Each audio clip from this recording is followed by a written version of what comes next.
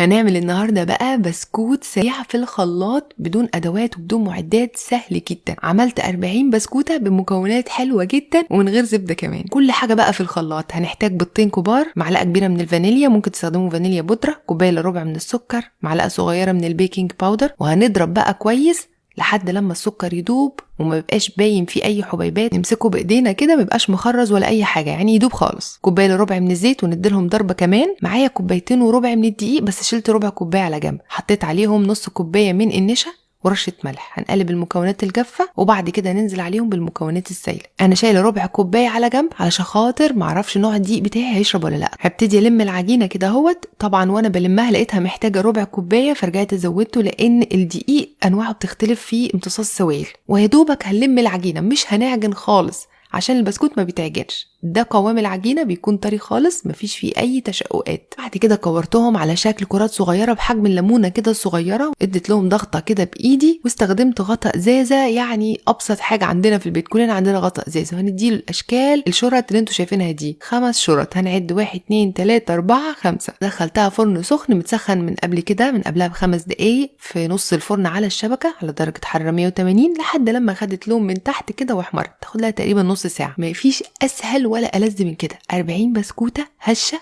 وفي نفس الوقت مقرمشة وبتدوب في البق.